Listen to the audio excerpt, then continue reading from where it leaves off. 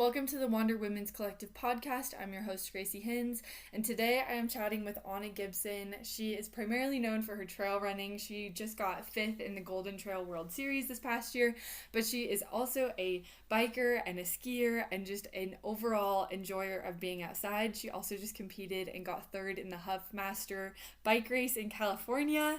But yeah, it was just so lovely to sit down and chat with her. I've been following her journey for quite a while. And so it was just really cool to get to ask all the questions that I wanted to ask and hear the behind the scenes of what her life looks like. Also, this episode is coming out on March 10th, and I would just like to wish everybody a happy March 10th.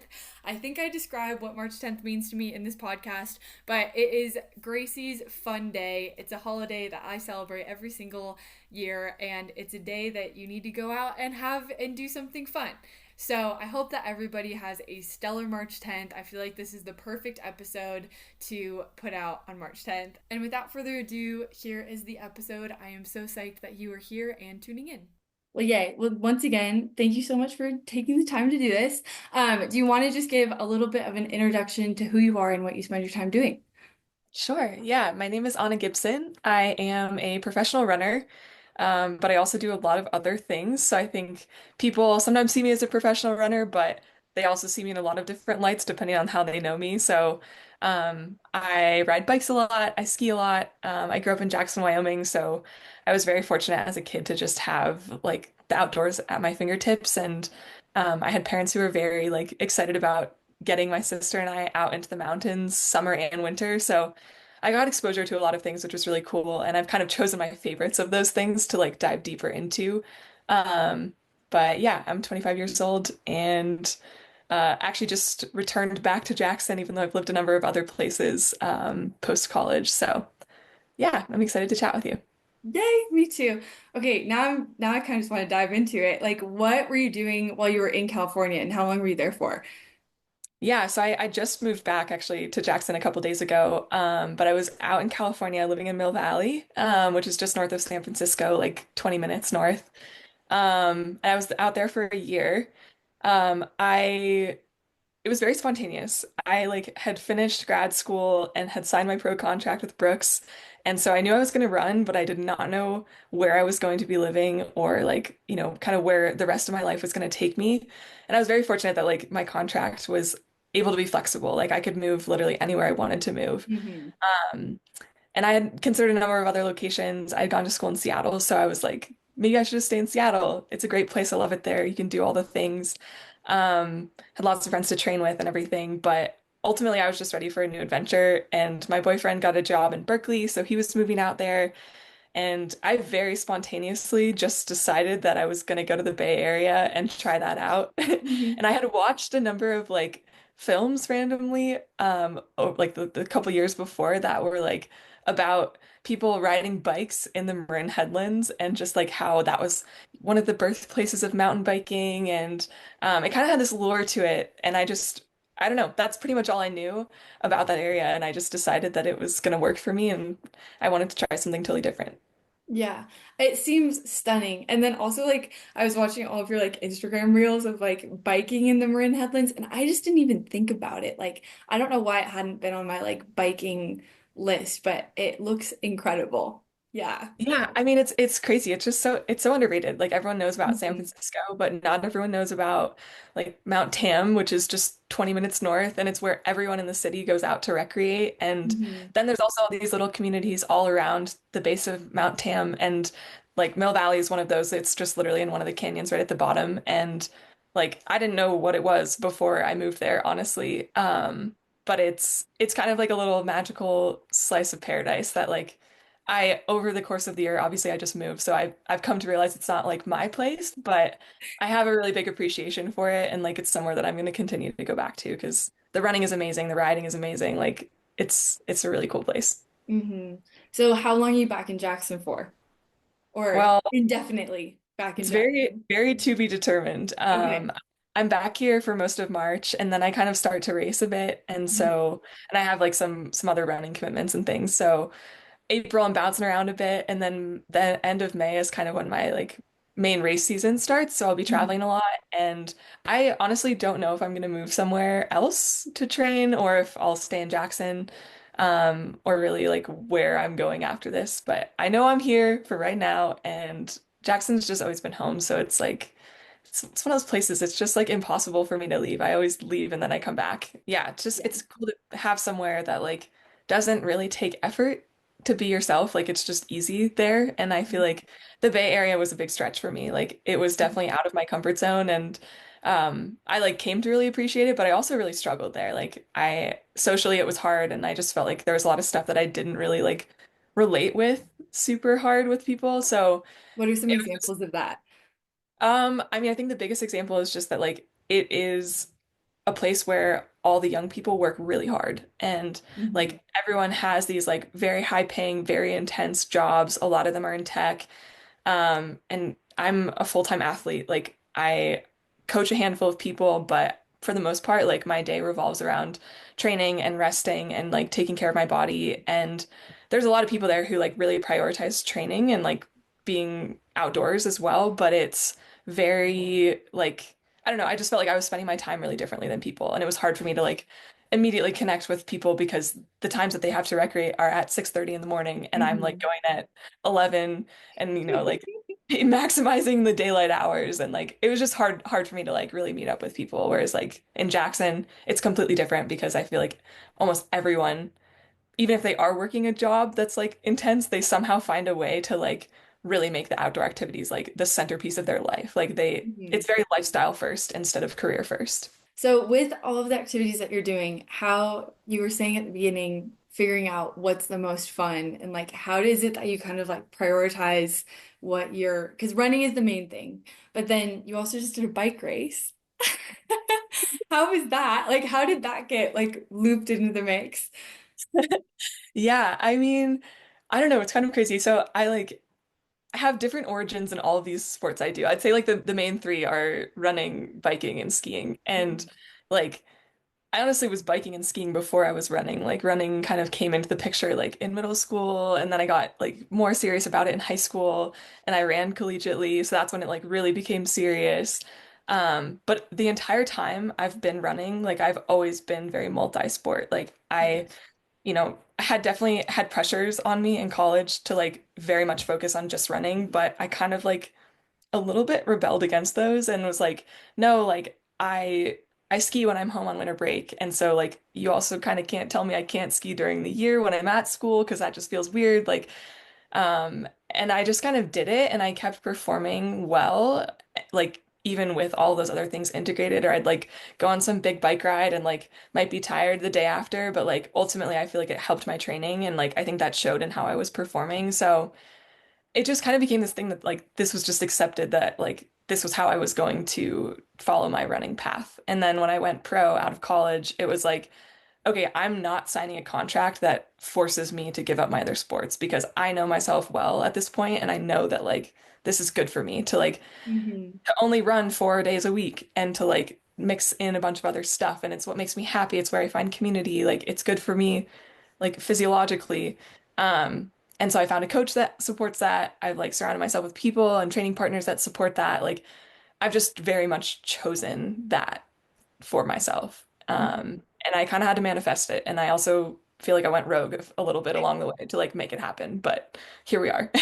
Yeah, no, it seems like it's working really well. And I feel like I don't know, I feel like people can identify with it too, because it's like it is easy to kind of get stuck in like every individual sport. And I just still feel like that's kind of the way that media kind of portrays it and like communities portray it, where it's like in Salt Lake, like a lot of my friends are like deep in the climbing community. And I'm like, okay, that's awesome, but like you can do other stuff. Like you can go ski and like not Mhm. get too concerned about like hurting your hand, you know? Totally. Um, I mean, and then like, I think yeah. that's the biggest risk though, is like it's just Mhm. the injury thing. Like so many runners I've been around over my career, like they're just petrified of getting hurt doing something Mhm. else. And to me Yeah. it's like, well, I could be scared of getting hurt because I crashed my bike or because I crashed skiing or like did something weird. But I could also get hurt if I'm running like 80 miles a week, which like I've never done because I'm like, I just don't like I don't want to go there. And I just think there's risk with any choice that you make. And Yeah. so I'm just gonna choose the one that like makes me the happiest and not worry too much about the injury. Like, yeah, okay, knock on wood, it's probably gonna happen at some point, but it'll be worth it if I was like enjoying myself and like having fun and being like true to who I am. So how was the bike race? Oh, the bike race was crazy. Yeah. I wanted to race my bike for like maybe 4 years now. Okay. I got like much more into biking during COVID. I like bought my first gravel bike and like the first adventure on it was insane. It was like I went on this 200-mile 2-day bike packing adventure. Like I'd never even ridden 100 miles before, and then I just did two of them back to back on a new bike. Didn't know how to use bike packing bags or anything. Is crazy. But that was like the seed for me, and I've wanted to race for so long. So getting to race at Huffmaster, I think that was like 2 weeks ago now. It's a race out in California. It was awesome. And it was like such an eye-opening experience. It just felt like I've wanted to do this for so long and I'm finally here. And everything about it was great. Like it went super well. It very much lived up to the expectations. Oh my gosh, it looks fun. Like biking is so sick because like you just get to go fast. So different and so fun. Where was that bikepacking trip that you did the 200 miles at? It was like close to where I live, in Wyoming. It's like kind of in just north of the Wind River Range. Oh my gosh, that sounds lovely.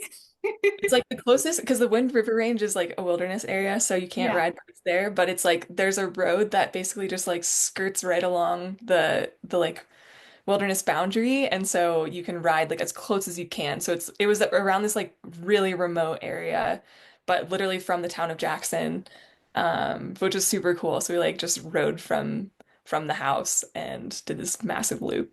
hmm That sounds amazing. And just like such a different and fun way to be outside too.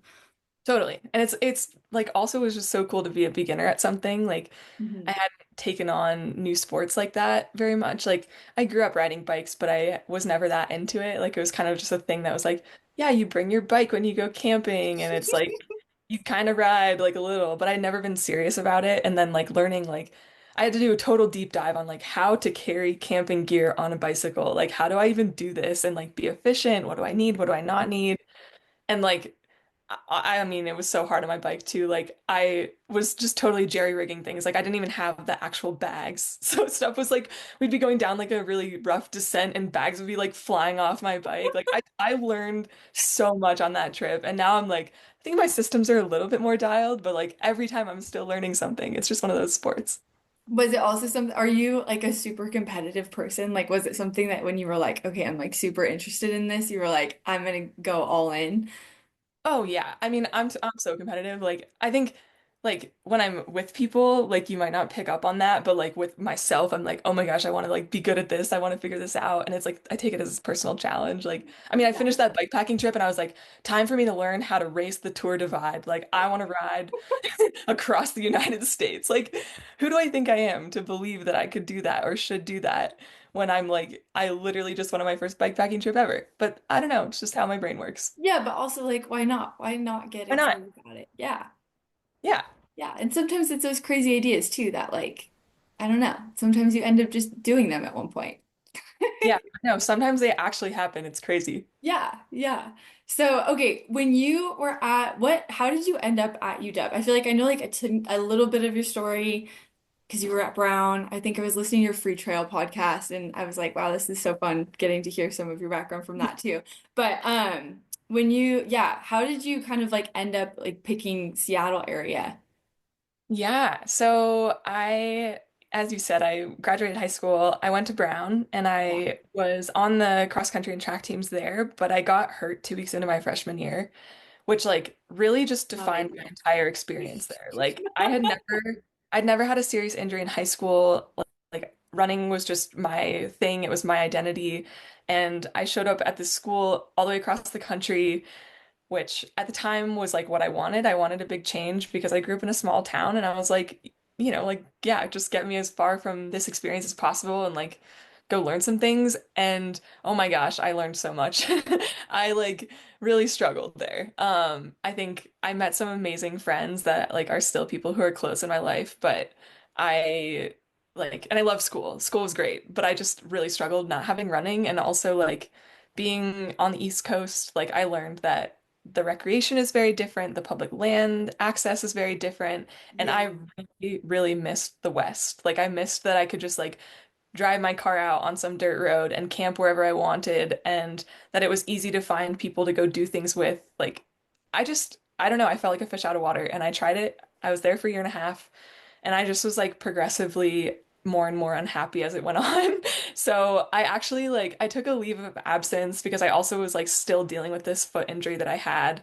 Um, and I was like, I just need time to like go home, see some doctors, like try and heal my foot, figure myself out, and I'll go back to Brown later. And then I was like 2 months into being home on my leave, and I was like, I don't know why I would go back. Like, I am not thriving. I'm not loving this life. And I ultimately just decided that I like wanted to be on the West Coast or like in the West somewhere. And I ended up at Washington kind of sort of haphazardly. Like, I actually didn't look anywhere else. I had been recruited by Marisa Powell, who was the coach at Oregon at the time when I was coming out of high school. And Mhm. then she had since transferred up to Washington and was coaching there. Got it. Okay. And so I called her and I was like, hey, you probably don't even remember who I am, but like Brown's not working out for me. I like need a change. And she was like, I remember you. Show up here in 10 days for the start of spring quarter. We'll get you back to healthy. I want you on the team. And so I was like, there's no one else who was going to understand that I like was a solid runner coming out of high school, did not run for a year and a half, and then will take me onto a Division 1 team. I was like, I just don't know how anyone else would afford me that opportunity. And so I was like, okay, I'm sold. Like I'm going to Seattle. I'm gonna go be coached by Marisa. I'm gonna get healthy. I want to run and I want to be in the West. And that's just how I ended up there. I actually showed up 10 days after that first phone call with her. Oh, no way. Also, this is a dumb question, but what state is Brown actually in? Brown is in Rhode Island. Okay, okay. It's like an hour south of Boston. Okay, I'm like my East Coast geography in schools get like so like it all just kind of like blurs together. I was in Boston like 2 weekends ago, and I just like when I got there, I was like, I kind of forgot that there's like so many schools right here in Boston.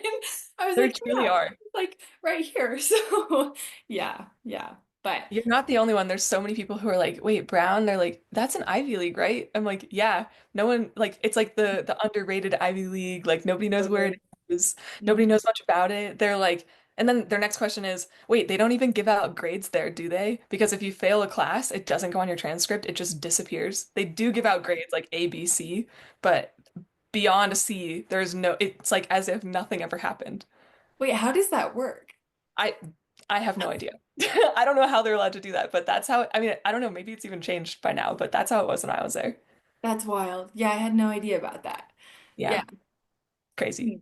Wow, that puts my head through a little bit of a loop. Interesting. I wish that's how it worked at every school, but I know.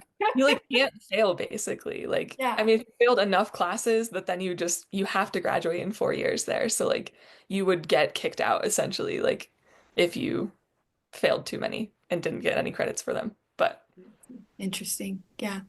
mm. Yeah, that's crazy. But yeah, East Coast schools, East Coast geography. I always feel like a bit of a fish out of water.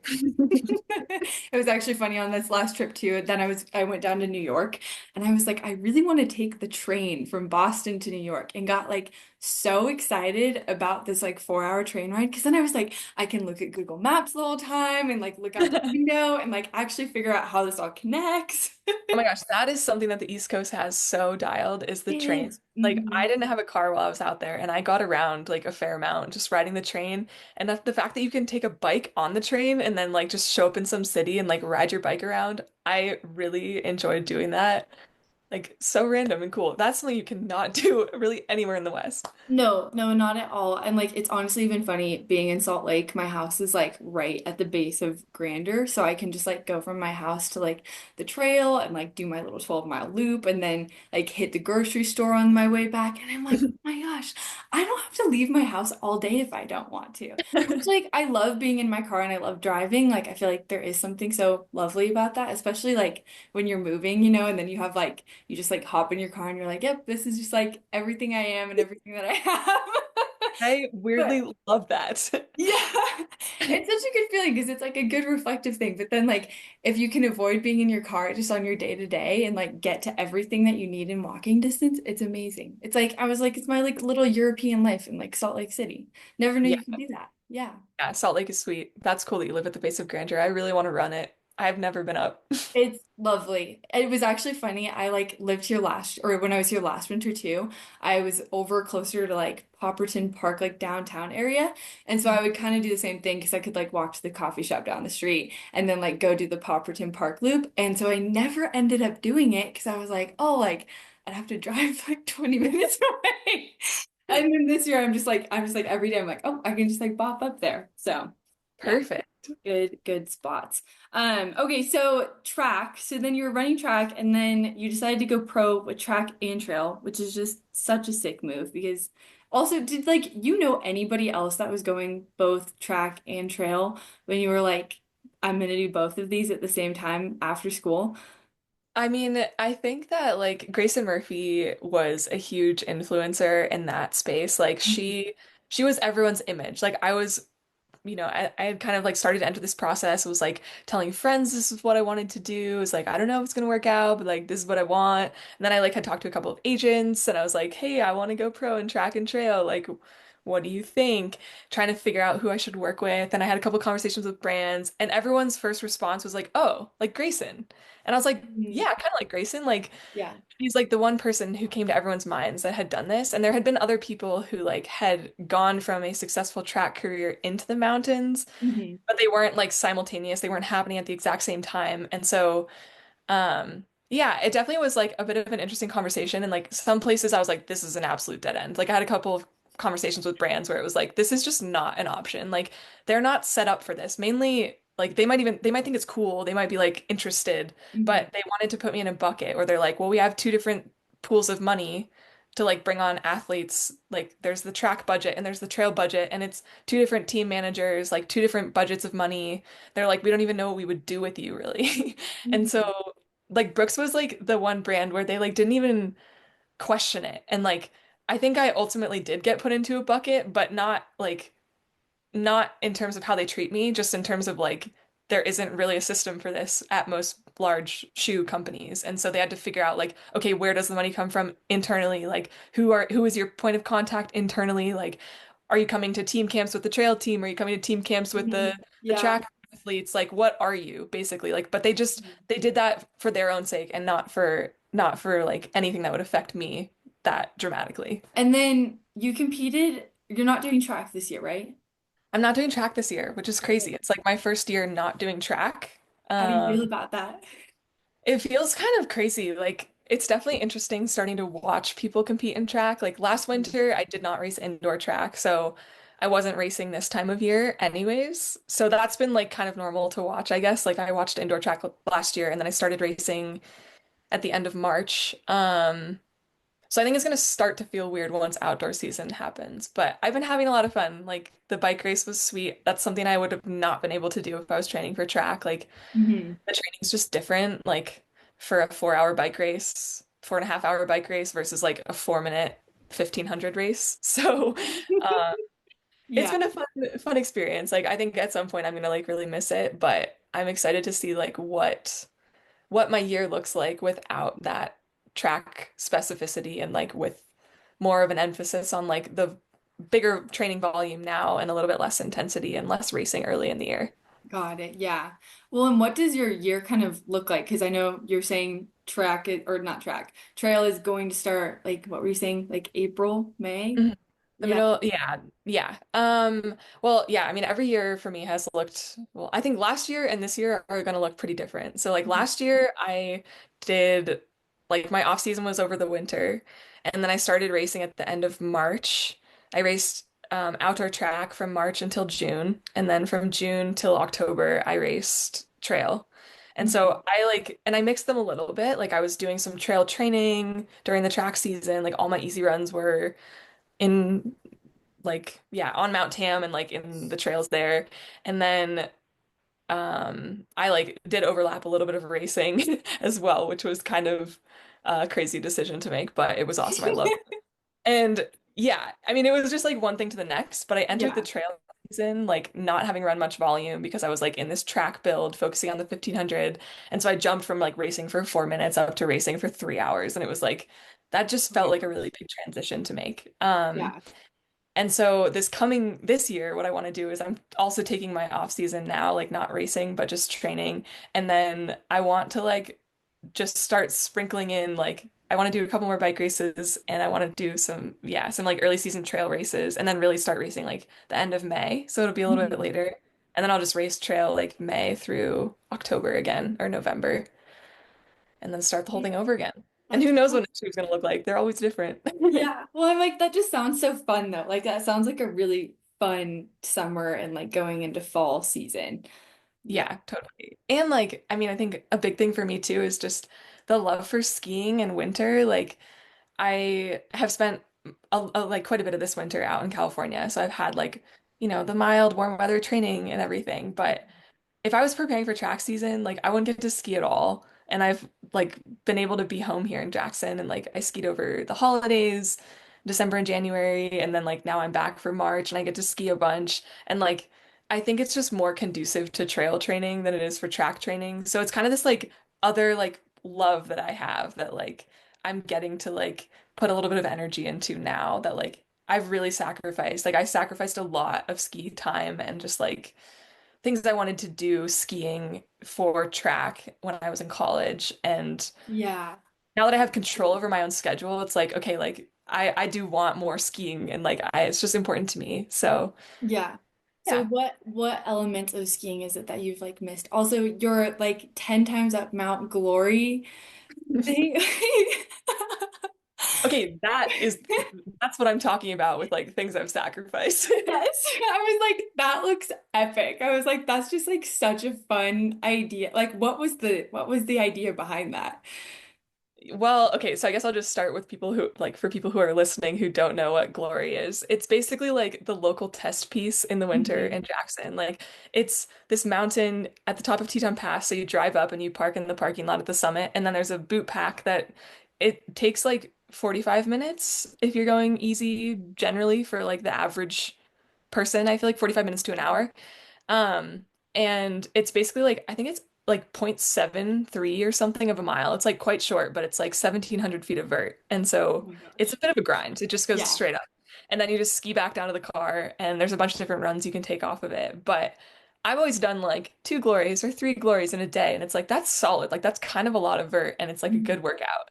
Um, but my friend Jimmy Ryan, who is a professional skier here in Jackson, he and I have like we just have this history of like going to do ridiculous endurance things or like I don't know, that was the most ridiculous one we've ever done. But we've like definitely egged each other on with some other activities and adventures as well. And he had done 6 laps up Glory the week before, and I that was something I wanted to do. I wanted to see how many glories I could do in a day. But I was like, oh, Mhm. that's a crazy thing to do by yourself. And then I saw Jim did 6, and I was like, yo, Jim, we should go do a bunch more glories. Like, how do you feel about shooting for 8? So then we did 8 and we just completely egged each other on. It turned into 10, of course, classic.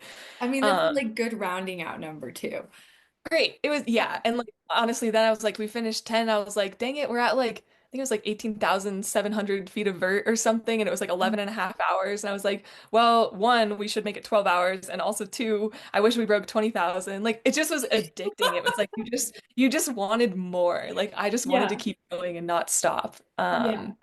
But the best part about the whole day was that the skiing was phenomenal. It was like we were in this wonderful powder cycle. Like we had Mhm. such a good day for it. Like the last lap, it like cleared up and it was like starry night sky. Like it was after dark, and so we like skied in the moonlight down like the center of Glory Bowl, which is just like an iconic run. It was magical. Oh my gosh, that sounds Yeah. lovely. Yeah. But yeah, that's the type of thing. Like I have other like ski adventure type things in my head that I've thought about and like dreamt about for years, kind of along the same lines of the like little tour divide random things I think about now and then. Like I have this list of stuff that I just like want to do at some point in my life, and some of them will happen, some of them won't. But they're just in the like adventure repository in the back of my brain. And like that was just one where it was like I've just wanted to do this for a long time. Like and I didn't know exactly what it would look like or like what the goal even was, but I was like, big vert, go up and down glory all day long. And it just, yeah, like finally got to do it because I wasn't worried about compromising a track meet that I had 2 weeks later or something like Mm-hmm. that. Yeah. Well, and I feel like that's like the creative piece of it too, with like athletics. And I feel like it would be so fun to see more people like do stuff like that. Even like Lael Wilcox's like bike around the world. I'm like, that was sick, but like I want to see more people doing that. Or like Lachlan Morton with like his random bike stuff, which like Yeah. yeah, no, I think you said that on Free Trail, and I like have a friend that's been doing like all of his video stuff. For the races that he's doing this year. And so that's been like on my mind too, where I'm just like, that'd be sick, but like I want to see more women doing it because it's like so cool Totally. and like out of the box and creative. But yeah.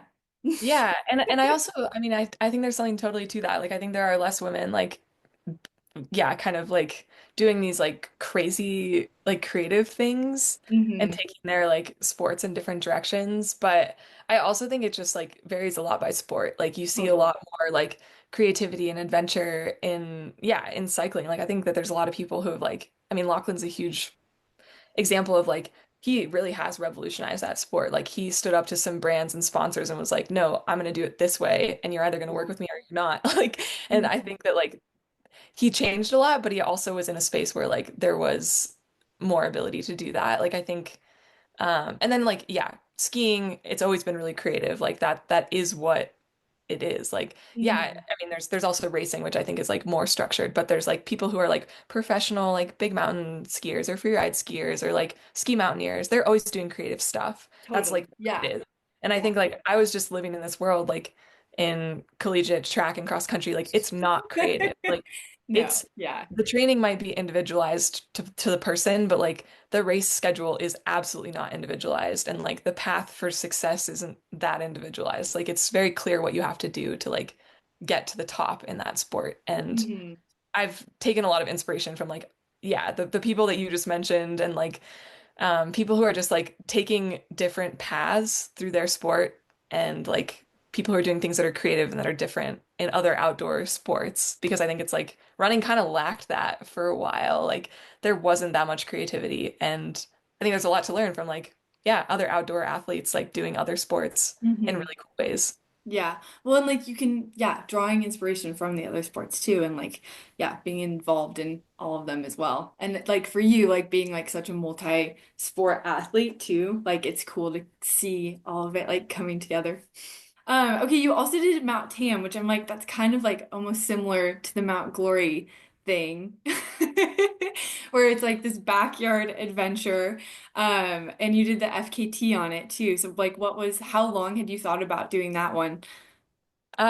Yes. So Mount Tam, that was such a fun project for me. I basically lived right at the bottom of the FKT route while I Hmm. was in Mill Valley, and I knew from the second that I moved there, like that was just something I had to do before I left. Like, my friend Bailey Kowalczyk, she's the one who had the record before me, and so I knew her, and like she's been a great competitor for me over the years, and so I was like, it felt attainable, like it felt like something that I saw myself achieving.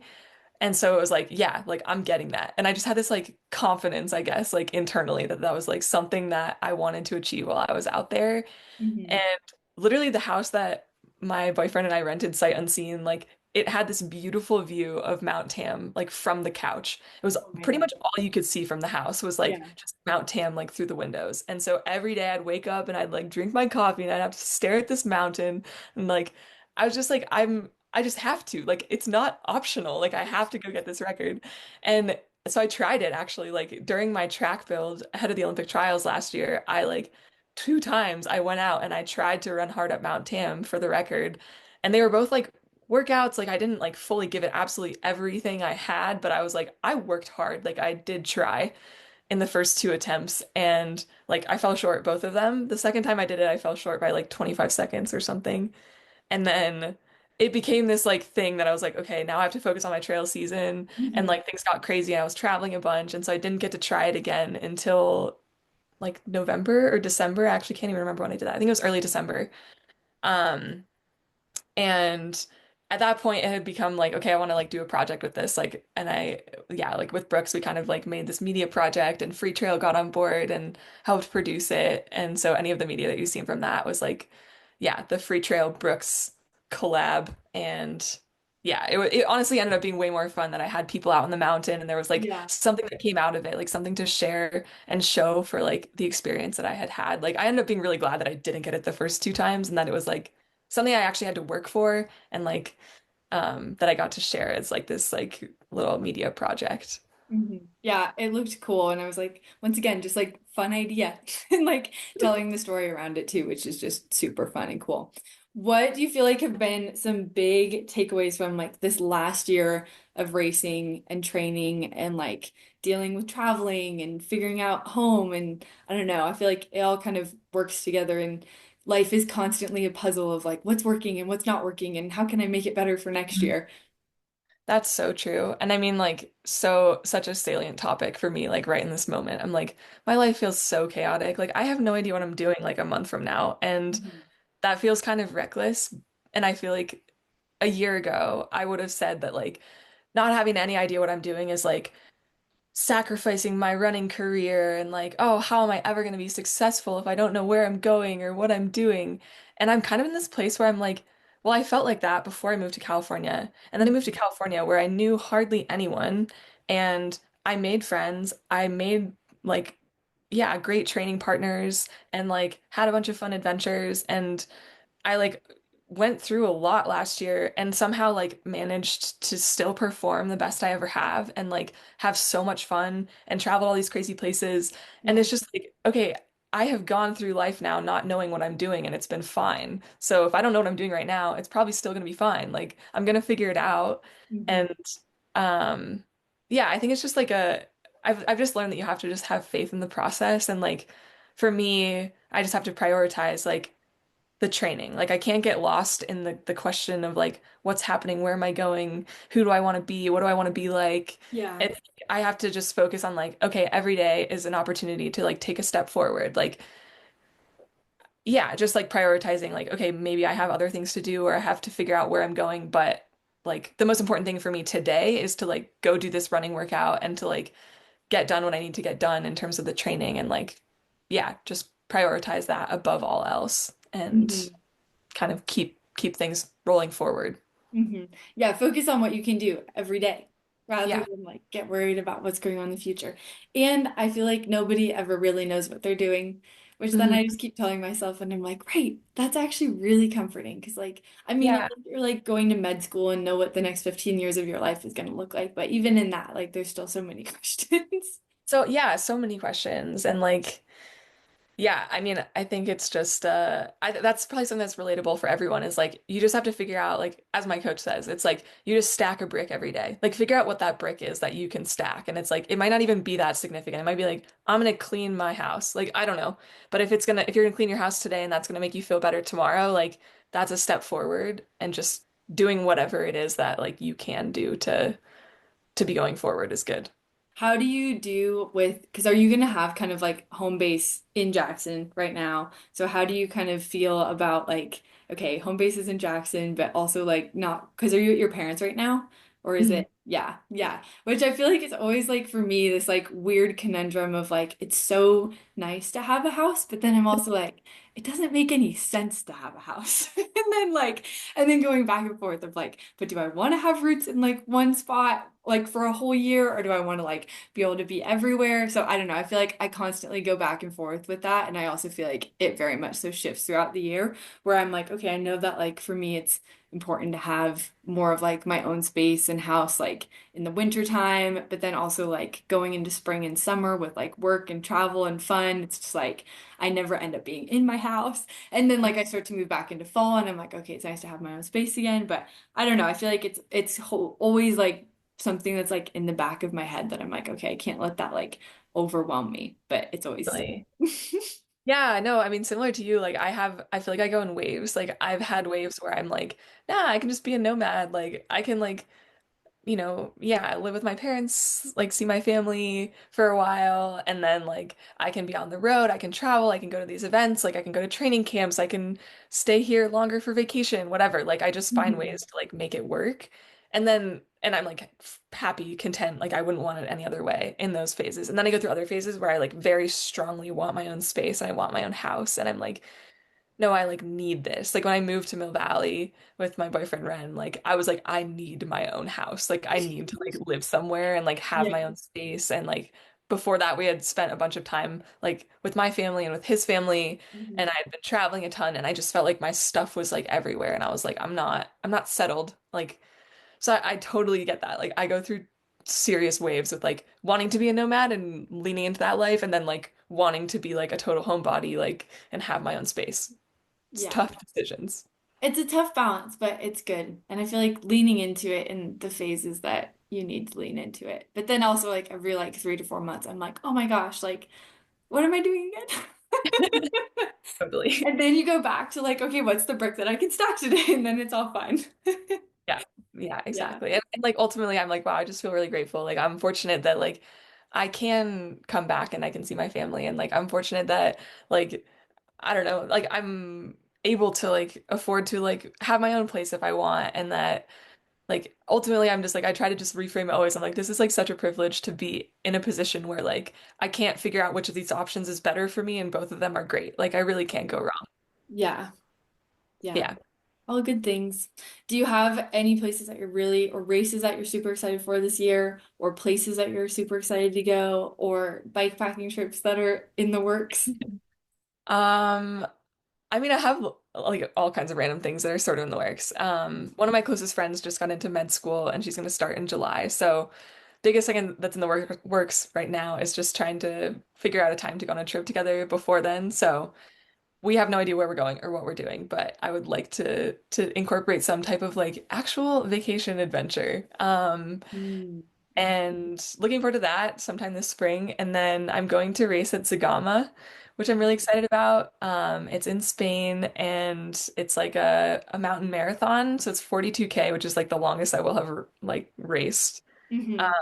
so I'm excited for that. It like feels like just it's an event I've heard about for a long time and I've just not been to it before. So that's like the biggest thing I'm kind of training for right now. And I plan to race Golden Trail World Series again, which I've done the last 2 summers. Hmm.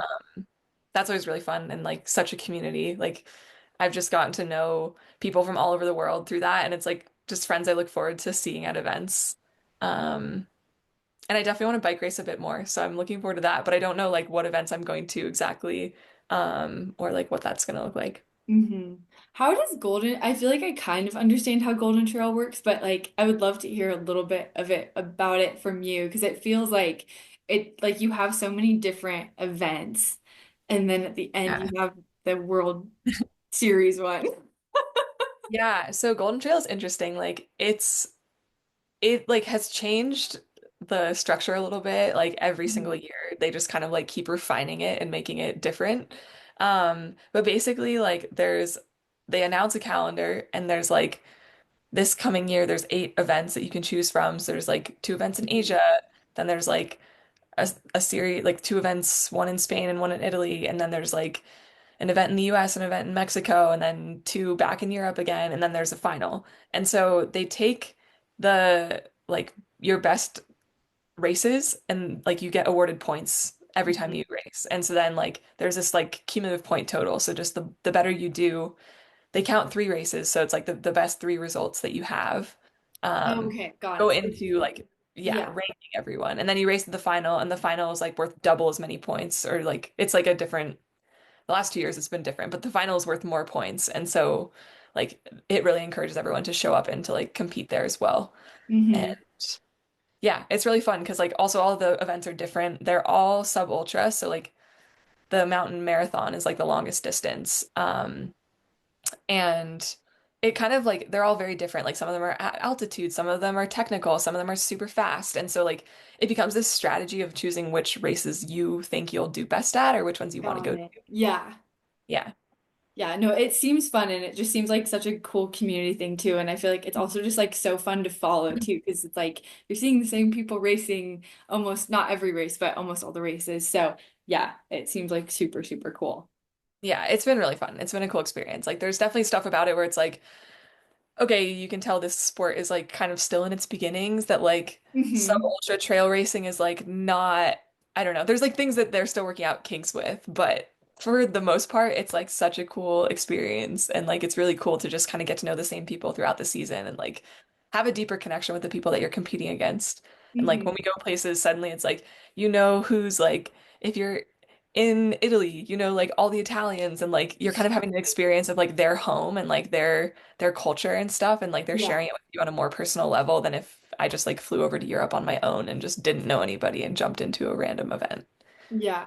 No, the community piece of it seems so wonderful. How do you feel like you've kind of, I mean, it seems like you are running with a lot of the same people, but how would you say like your community is kind of like spread out at the moment? Oh my gosh. I mean, my community is so spread out. Like, and honestly, it always has been. Like I try to remind myself of that. Like even in high school when I was competing, like I was making friends with like girls I was racing against in Colorado who like I saw at the events. And then like I also competed in Nordic skiing in high school. And so I was like meeting people from New England and like I don't know, people from Washington and like very spread out. And so I feel like I just kind of have this like network of people where like they might not be like the deepest, closest friends because you don't get to see them all that often, but you're like, I know that we would be those friends if we lived in the same place. Like, you're just one of my Mhm. people. And it makes it really cool to like bounce around. And like, there are certain people who I've connected with through running or through like other sports that like then come back into my life like later on. I'm like, whoa, like I'm so glad I know you, and I'm so glad like we made this Yeah. connection like way back when, because now we are living in the same place, or like now we share sponsors, or we're both competing on Golden Trail, or like whatever it is. Like you just never know when someone's going to come back into your life. So it's like all those little connections that like web, like everyone is, they serve some purpose for you, and some like you end up going out of contact with, and others like become your best friends later on, which is really Mhm. cool. Yeah, it is really cool how that works. It's like, yeah, people do just kind of like pop in and pop out. Yeah. Have you competed in any Nordic skiing since high school? Like that's kind of a fun one too. I have not. Yeah. That's a very its own world, I feel like.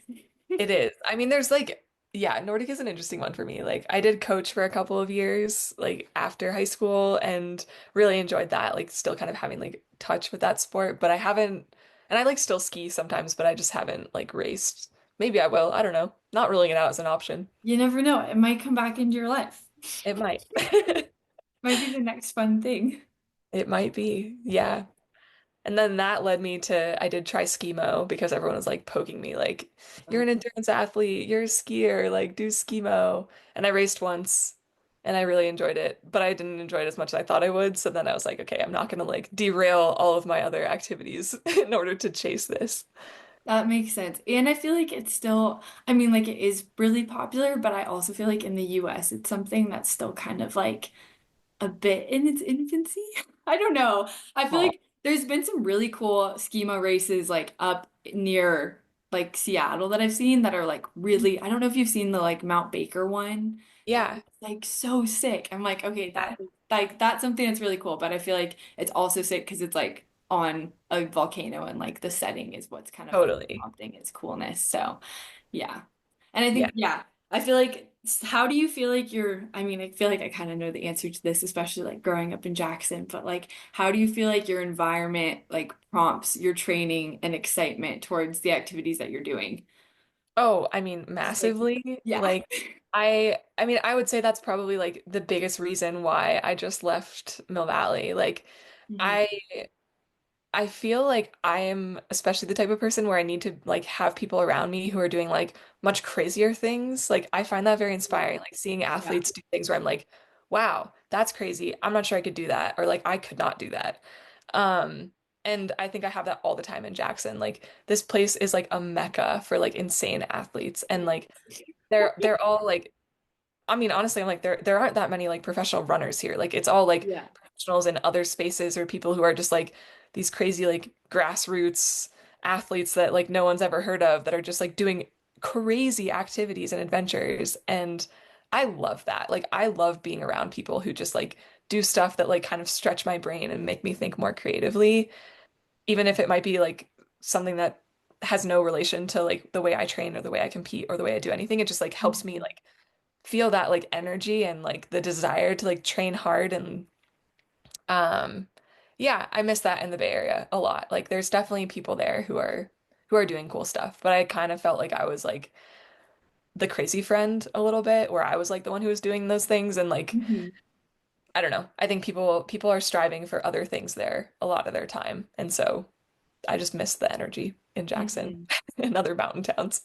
Yeah. Well, and I also feel like that's kind of something that like I find nice about being able to bop around from city to city and state to state because I feel like you do like every town has its kind of almost like hive mentality in a way where like Jackson it's like what you're saying like it's all this like lifestyle and like sport and then you go to like Mill Valley and it's so much like career based and like for me, like bouncing between like Salt Lake and Seattle, and like I've spent a bunch of time like working in New York, it's like so interesting and almost like refreshing in a way to kind of like see those communities bring out the things that like you might forget about yourself. Where like when I'm in Really? Salt Lake, it's like everybody is so sports and lifestyle oriented. So I'm like, okay, cool. Like here's some cool new ideas to like push myself or like a new route that I should try or like, like partners to ski with. But then like spending time in New York, like I have a bunch of friends that are like writers and they're like Yeah. pursuing like their writing and other creative endeavors and I'm like oh right like I really love to read and so like kind of like almost being able to Hmm. take those different pieces of I mean like it is who you are but like having them highlighted in different places in a way which I feel like is cool. Totally. Yeah. I mean, I think it's a really good experience to like go places and like let them change you a little bit and then Mhm. like at the tail end evaluate like, okay, do I like this change or do I want to like revert back to like how I was before? Um, Mhm. and like some things you keep and some things you kind of shed as you move on. Like I think I definitely experienced that with Seattle as well. Like I lived there for 4 years and there's some stuff that I like learned and like behaviors I took on in Seattle that I like absolutely love that I'm like, wow, like I would never have gotten that if I had like Mhm. stayed in Jackson my whole life and I never left. And like things from the East Coast that I was like, maybe in the moment were terrible, but now I'm like, wow, that's kind of like a good skill to have. Like I learned how to take care of myself. I learned how to like be in an environment that's not like calling to me in all the ways that like my home does. And Mhm. yeah, I think it's a good experience to like force yourself into new environments and like yeah, learn what you can and shed what you don't like after the fact. Do you feel like you would see yourself in California again just for like another short stint? I think you were kind of saying that, but yeah. I definitely do. Like I mean I love it there. Like there's certain things about it that are just amazing. Like the especially this time of year, it's like the absolute best because it just started raining and then it got all sunny and so now everything is like bright green and I love the trail running when it's like vibrant green. It kind of feels like a rainforest. Like the ocean is absolutely beautiful. Like just getting to live that kind of like coastal temperate life.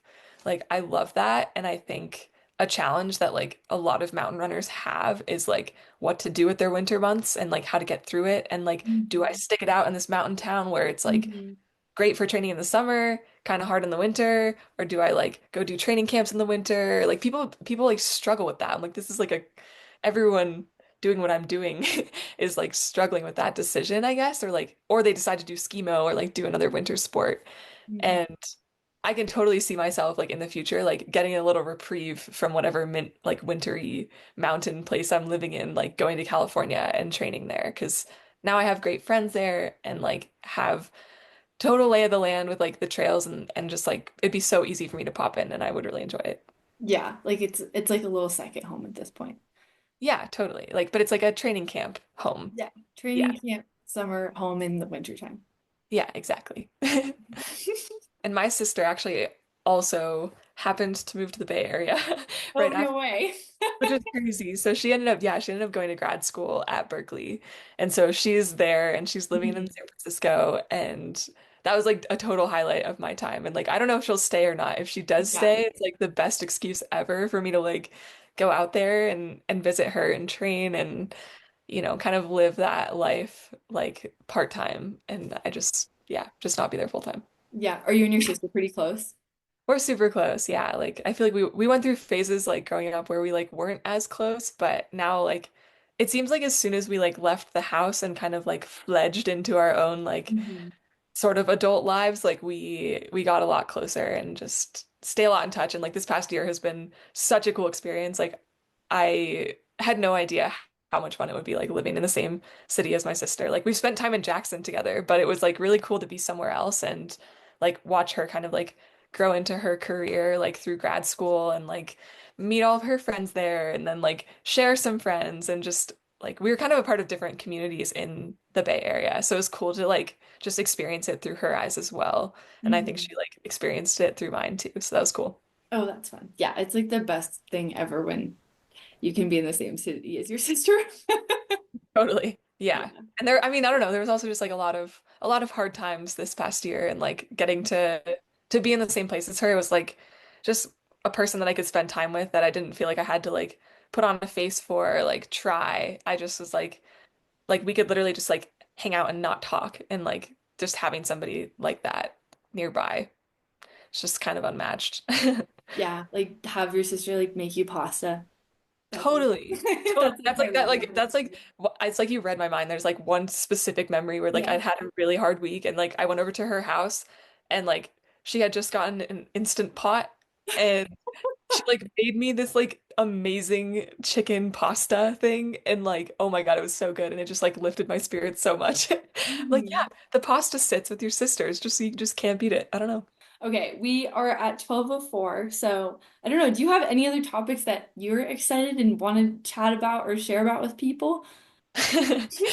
I mean, not really. I guess just like I love the concept of this podcast. Like I think it's really cool that you're like just trying to like bring out stories from women doing cool things like with sports, careers, like whatever it is. And I feel like there's just such a lack of that. Like or not, I guess not a lack. There's just a lot of room for growth. Like I think Mhm. um there's just so much about like I don't know, I'm gonna sound like such a feminist. I'm like, there's so much about being a woman that's like hard these days, but there is. And like I There think is, hearing yeah. just like the climate that we're like living in right now, like the differences feel very stark and like to me they feel more stark than they have like just even throughout like my years in college or like in high school. Like I don't really ever remember like being so acutely aware that I was a woman than like I am now and like how Mhm. that affects my decision making and like what I do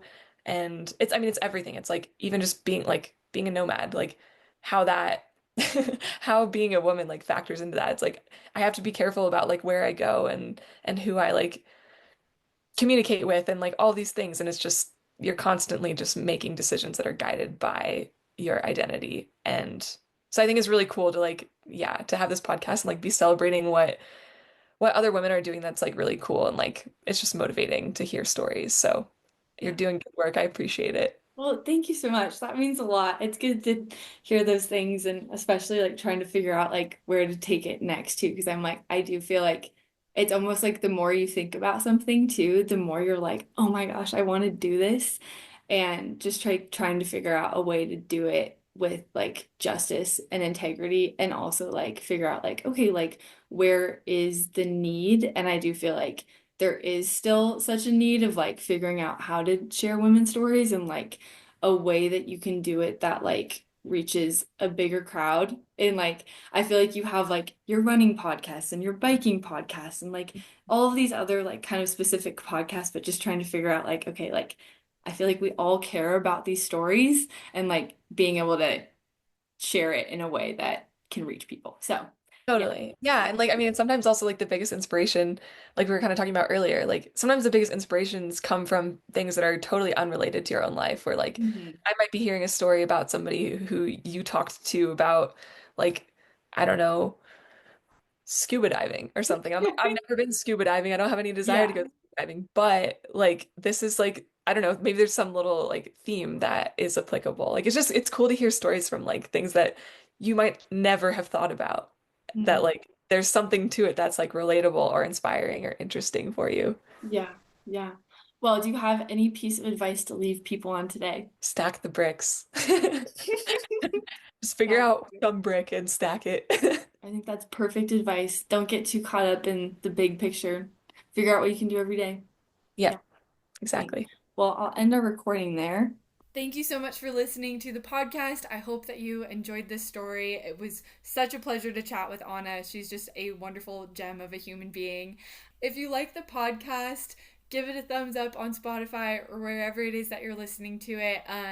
And if you feel so inclined, maybe even share it with a friend. I get so excited every week to sit down and chat with a new guest. Yeah, let me know your thoughts and feelings on it. And I hope that everybody has a wonderful rest of their week. And once again, happy March 10th.